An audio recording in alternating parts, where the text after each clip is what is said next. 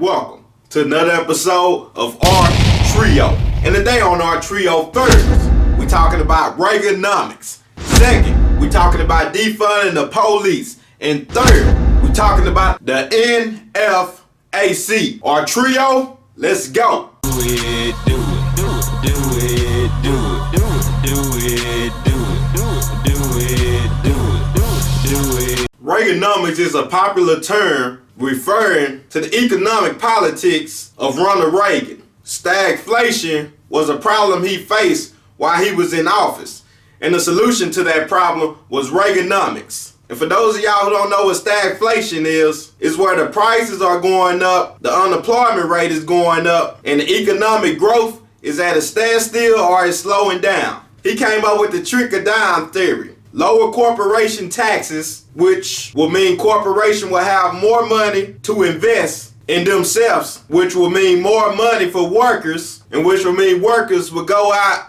and buy more things, and which will help the economy. But this program only worked for the rich. It just made the rich get richer and the poor get poorer. And with Reaganomics, he deregulated businesses, used private-owned contractors, and decreased spending on social programs. And rich people had a 28% tax rate. Now, this was bad for black people because we was on the receiving end of it. Social programs, that's government assistance. That's food stamps. A lot of cities were doing bad with Ronald Reagan in office because there wasn't no money coming in. All the money was going towards the corporations. They was making all the money. Now you have private-owned prisons making all the money. Reaganomics. It was good for the rich people and bad for the poor people. Which was the black people mainly. Defunding the police. The United States spent $100 billion a year on policing and $80 billion a year on incarceration. I don't hold the police accountable because they just following orders.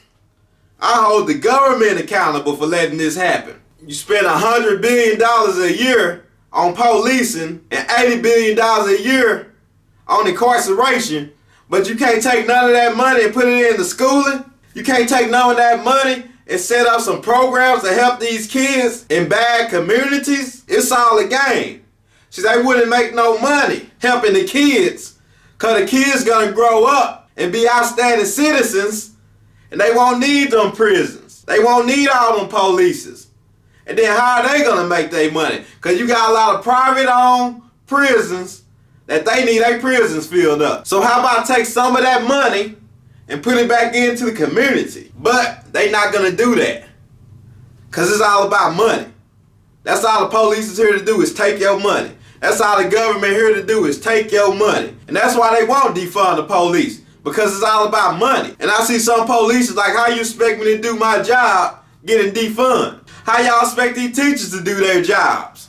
They get paid pennies. On top of that, the police departments are starting to look like a military department. See, the government spend all that money on all that military equipment, and they basically give it to the police in America because they not using all that equipment overseas. So now they give it to them, and they kind of got like a use it or lose it policy. Like, as long as you use that equipment, they're going to keep on funding you all that money, and they're going to keep on funding all that equipment. So that's why you see these police be overdoing things. Be outside with an army tank, serving an arrest warrant. You know, just overdoing everything because they don't want to lose that money. They don't want to lose all that fancy equipment. And it's all a game. Now, some people might say, hey, you want to defund the police, but who the first person you going to call when you in trouble? The police, right? Let me tell you something. I ain't never called the police in my life. The police ain't never been nothing good for me. Every time I see the police, as a black man, my heart start pumping. Even though I'm dead in the right, I ain't did nothing wrong, but I'm on edge. Because I got that self-conscious fear that was instilled inside of me for my ancestors. That's slave patrol, so it's still in me. It's still in a lot of us as black people.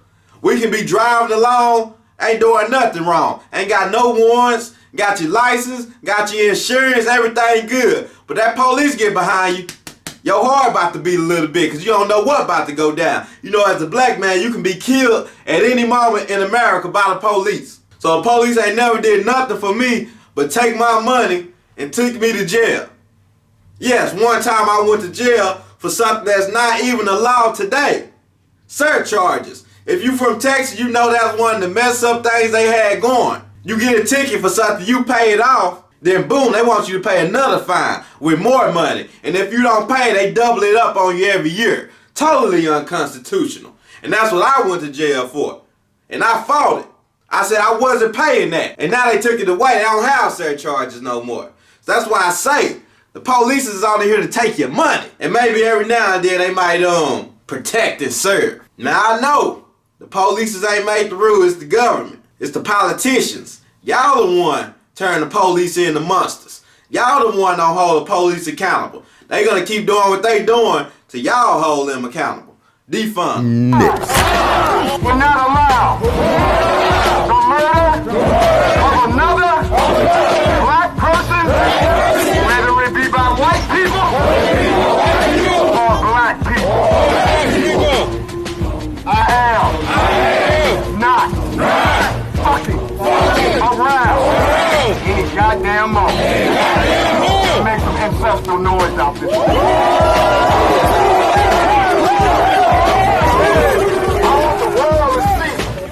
What the fuck you woke up?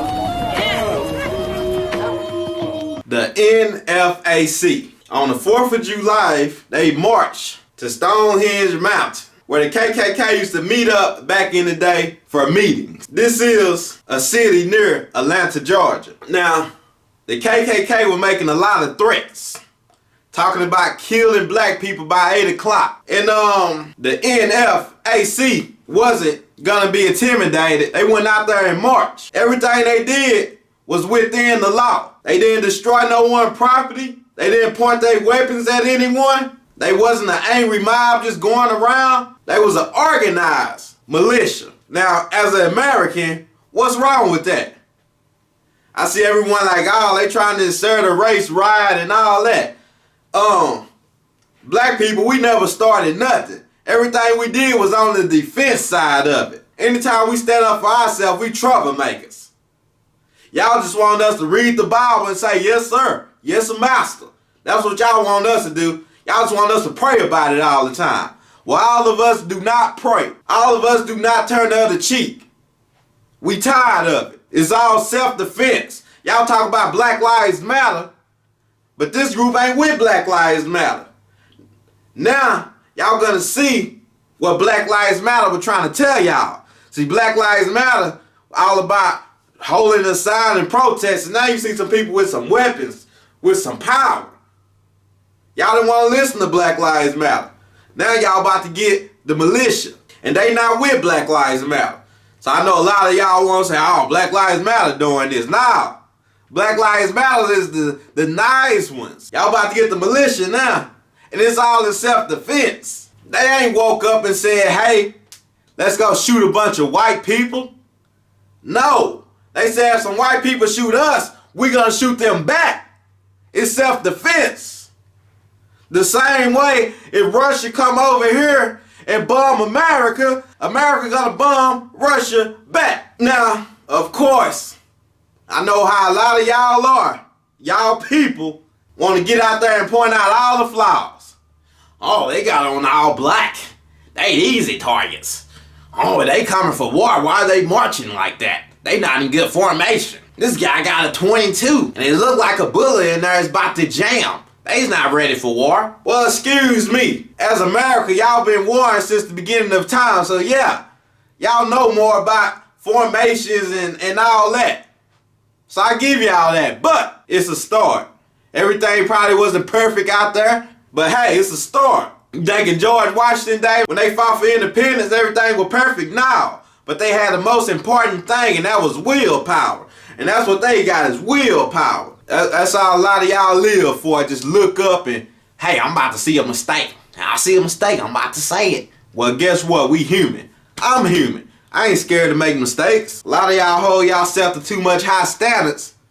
And then when y'all experience a little adversity, y'all want to kill y'allself. Because y'all ain't used to being human. Y'all think y'all just all above God and stuff, know everything right, want to point out everyone's flaws, but guess what? Everyone have flaws. Everyone make mistakes. It's a start to something great. Subscribe. Click that notification bell to keep up with me when I post 3 different topics coming at you 3 times a week. If you want the latest R Trio shirt, hit me up.